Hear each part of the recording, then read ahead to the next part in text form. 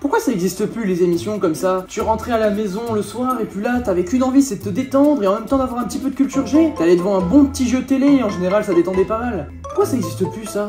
En réalité, selon moi, y a rien de plus indétrônable qu'un jeu à la télé. Non parce qu'en vrai moi je me rappelle d'une chose, c'est qu'à chaque fois, moi je courais jusqu'à chez moi pour essayer d'aller voir l'émission et ne pas la louper en direct, histoire de pouvoir vivre le truc. Alors oui, peut-être qu'en réalité ça fait de moi le seul gamin en primaire qui voulait rentrer pour regarder la télé, alors que mes potes y rentraient, ils jouaient à la PS3, mais en réalité j'ai bien vécu cette période et c'est pour ça que j'affectionne tout particulièrement le juste prix de Vincent Lagaffe. J'ai trouvé ça exceptionnel moi, j'ai passé des moments à rigoler devant ma télé alors que j'étais qu'un enfant. L'invité va-t-elle être gagnée ce soir? Ouf. Oh la vache! Là je viens de regarder une émission, c'est vrai qu'on a des émotions assez particulières quand on regarde une émission de télé. Quand tu regardes un replay, tu penses tout le temps au bon vieux temps, à l'époque où il y en avait, tu vois, si t'es un fan de télé, forcément, tu ne peux pas ne pas aimer les jeux télévisés. C'était un truc qui avait de l'engagement, tu avais envie de jouer, t'avais envie de participer, il y avait des sommes géniales à gagner, t'avais envie d'aller sur le plateau et essayer de gagner ces sommes. En plus de ça, en général, il y avait toujours un présentateur qu'on adore qui présente le jeu, genre Vincent Lagaffe avec le Big Deal, c'était génial. Plus récemment, Money Drop, c'était super, avec Laurence Boccolini qui avait quand même fait une transition de sympathie assez grosse depuis le maillon faible. Moi j'adore ça, le jus d'orange, donc C'est bien, Eleonore, on est content. Mais quoi qu'il en soit, parmi les moments les plus forts de la télé, on retient très souvent les jeux télévisés, et c'est pas pour rien, mais du coup... Qu'est-ce qui s'est passé avec TF1? C'était le plus grand diffuseur de jeux télévisés, et aujourd'hui on n'a plus ça, on se retrouve avec Demain nous appartient, mais... Pourquoi? Bah écoutez, aujourd'hui, on va en discuter dans cet épisode de Fans de télé. Installez-vous bien, c'est parti.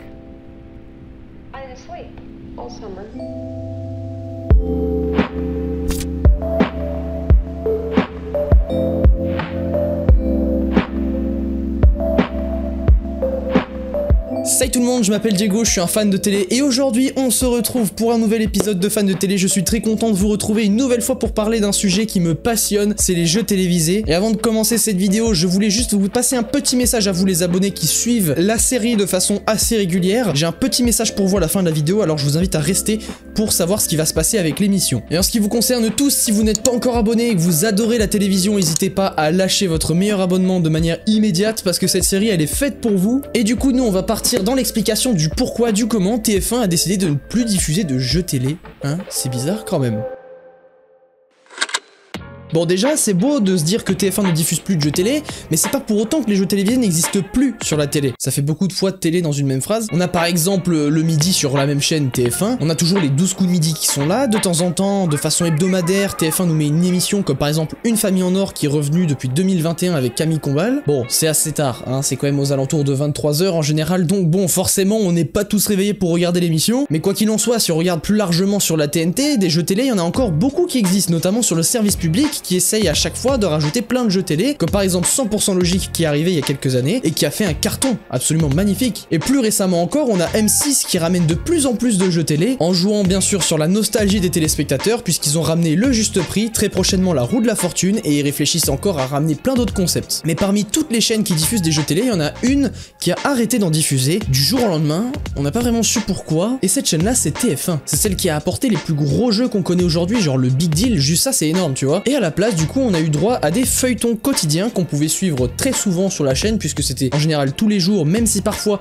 ça variait un peu. Ce qu'on retient de plus sur TF1, c'est Demain nous appartient, qui a pris la place des jeux télévisés et qui est diffusé au même rythme. Et tout ça, c'est arrivé aux alentours de 2017, date à laquelle Demain nous appartient est arrivé en premier. Et 2017, pour les plus férus d'entre vous, vous savez que c'est une année qui rime avec plateforme de streaming. C'est à partir de cette année-là où on a eu un essor vraiment gigantesque des plateformes de streaming comme Netflix, essentiellement. C'est à partir de là que les gens ont commencé à consommer depuis chez eux, surtout un max de séries, et donc du coup avec juste ce choix là, on peut comprendre la volonté de TF1 de vouloir se rapprocher au plus de cette stratégie là. En créant Demain nous appartient, TF1 a tout d'abord répondu à une demande assez populaire du moment, c'est-à-dire des séries quotidiennes. Ils ont voulu essayer de s'imposer donc avec cette série là.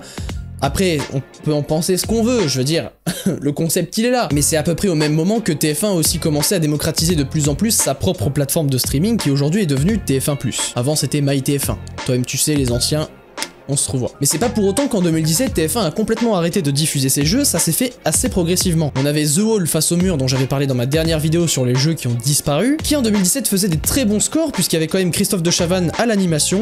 C'est pas rien, c'est quand même un gain d'audience assez énorme, le présentateur ou l'animateur, mais c'est vraiment à partir de 2018 que TF1 a commencé à arrêter de diffuser des jeux de façon quotidienne, et au final pour TF1, il faut savoir que c'était quand même un très bon gain d'audience. Demain nous appartient, je sais très bien qu'aujourd'hui la plupart d'entre nous ne peuvent pas forcément être fans de cette série, mais si ça existe encore aujourd'hui, faut pas l'oublier, c'est que c'est aussi une grosse audience en fait qui suit la télé. Mais là, à titre personnel, si je devais poser une question au PDG de TF1, ce serait la suivante. Il existe une chaîne TF1 série film que vous avez rachetée il y a des années de cela maintenant. Pourquoi vous ne mettez pas la série Demain nous appartient dessus, et même plus généralement tous vos feuilletons quotidiens pour qu'on puisse garder nous les jeux télévisés sur la chaîne principale? Mais franchement, ça me fait rire, ça m'a fait péter un câble plusieurs fois parce que je me suis demandé aussi pourquoi cette chaîne existe, mais elle est pas rentabilisée comme elle devrait l'être en réalité, parce que bon, les experts, hein, on les a vus suffisamment de fois sur la chaîne, hein, Esprit criminel aussi, et encore 2 fois, c'est arrivé très souvent sur TF1, la chaîne principale même. Mais bon, les jeux télé, du coup, à cause de ça, il y en a plus. Hein. Mais évidemment, s'il y en a plus, c'est également pour une autre raison, même plusieurs autres raisons. En termes de rentabilité, évidemment, les audiences commençaient à ne plus suivre sur les jeux télé. On en parlait un petit peu dans l'épisode fan de télé de La Roue de la Fortune. Par exemple, quand La Roue de la Fortune était revenue, il y avait beaucoup d'audience en départ, mais ça a fini par baisser peu à peu. Et ça, en général, ça s'applique à plus ou moins tous les jeux télévisés, malheureusement. Au début, il y a forcément de la hype, les gens ont très envie de voir un petit peu à quoi ressemble la nouvelle formule la plupart du temps quand c'est un jeu qui revient, mais au fur et à mesure du temps, ça a tendance à baisser de plus en plus, et au final, à la fin, l'émission est déprogrammée malheureusement. Sauf que là, en plus, avec l'essor des plateformes de streaming, TF1 a vraiment voulu arrêter les jeux télévisés pour une toute autre formule, c'est pas une question de trouver un autre jeu télévisé. Malheureusement, là, ça a été plutôt de créer une série, ce qui est radicalement différent, il est vrai. Si en plus de ça, on rajoute la volonté de TF1 de diversifier ses programmes, puisqu'à ce moment-là, les audiences de TF1 commençaient à s'égaliser un petit peu avec les autres chaînes de la TNT, évidemment, les jeux télé, ils ont pas trop de chance de rester, hein. Sachant qu'en plus de ça, la mode des feuilletons télévisés a été suivie par France Télévisions avec un si grand soleil plus tard, et bah là TF1 ils se sont dit bon, hein, les jeux télé on arrête ça, hein, mais ils ont pas pour autant arrêté les jeux, et cette fois-ci ils ont vraiment gardé un autre type de jeu à l'antenne. Ces jeux-là en général c'est plus des jeux spectaculaires, voire même quelque chose qui s'éloigne un peu des jeux, comme par exemple The Voice ou Danse avec les stars. Ce sont les émissions sur lesquelles TF1 a décidé de tout miser, puisque même à l'heure actuelle il y a encore des numéros de Danse avec les stars qui sortent de temps en temps, pareil pour The Voice, et bien sûr à chaque fois qu'il y a ce genre d'émission, ils misent aussi sur le prime time, qui est à 21 h. Il y a aussi autre chose qui rentre en compte et qui est très important de préciser, c'est qu'à la télé il y a 2 prime time. Il y a l'Access Prime Time qui est à 19 h et le Prime Time qui est à 21 h. Access Prime Time c'est le deuxième créneau sur lequel il y a le plus de gens à la télévision, et le Prime Time bien entendu à 21 h c'est là où il y a le plus de monde. Fut un temps, il y avait une plus grosse part des jeunes qui regardaient,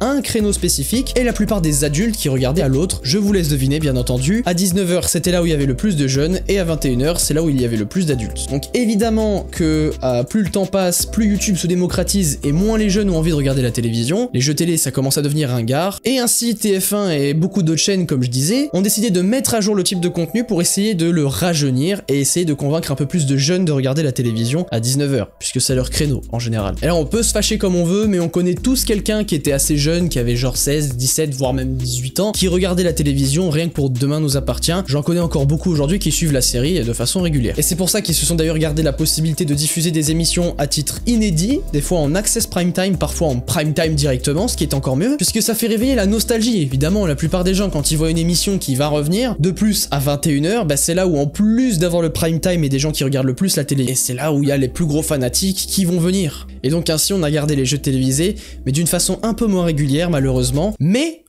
c'est là qu'il y a un mais, le retournement de situation chez TF1 arrive bientôt, puisque ça fait un petit moment qu'ils réfléchissent à faire revenir les jeux télévisés. Et oui, effectivement, puisque cela fait quelques temps déjà que TF1 y réfléchit, selon Le Parisien, TF1 réfléchit de plus en plus à faire revenir un jeu de façon quotidienne pour le plus grand bonheur des adorateurs de jeux télévisés. Hein ?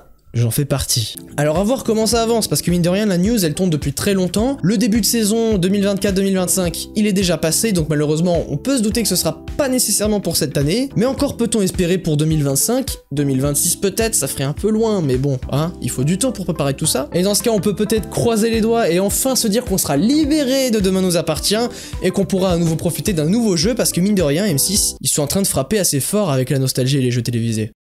Et voilà, ce sera tout pour cet épisode de Fan de Télé, merci de l'avoir suivi, mais attendez, avant de partir, j'ai un petit message à faire passer pour tous ceux qui aiment suivre cette série. Nous sommes actuellement le 8 décembre, dimanche 8 décembre, date à l'heure à laquelle sort ce magnifique épisode, et on approche donc dans cette période de fête de Noël, et je vais devoir malheureusement mettre l'émission en pause jusqu'en moins en 2025, histoire de passer un petit peu de temps en famille le week-end, de partir chez moi, puisqu'effectivement là je ne suis pas chez moi, vu que je suis étudiant, je suis actuellement à Paris, je vais rentrer chez moi et être enfin à la maison. Donc voilà, il n'y aura pas d'épisode de Fan de Télé avant un bon petit moment, mais je vous promets d'essayer de faire un bon retour en force. Je vous garantis que je fais au max pour essayer de vous proposer des épisodes vraiment cool. C'est assez compliqué d'essayer d'avoir des coulisses ou quoi que ce soit de la télévision, mais en attendant, si jamais ça vous intéresse de me poser des questions en commentaire, n'hésitez pas. Peut-être qu'un jour on fera une FAQ ou quelque chose de ce style. N'hésitez pas du coup à poser les questions que vous avez envie, que ce soit ici ou sur mes réseaux sociaux, qui sont tous bien entendu en description. Merci d'avoir regardé cet épisode. S'il vous a plu, n'hésitez pas à mettre un petit pouce bleu, c'est rien et ça soutient et c'est très rapide. Abonnez-vous à la chaîne pour ne pas louper les prochains épisodes de Fan de Télé qui sortiront donc d'ici 2025. Merci d'avoir suivi, c'était Diego et je vous dis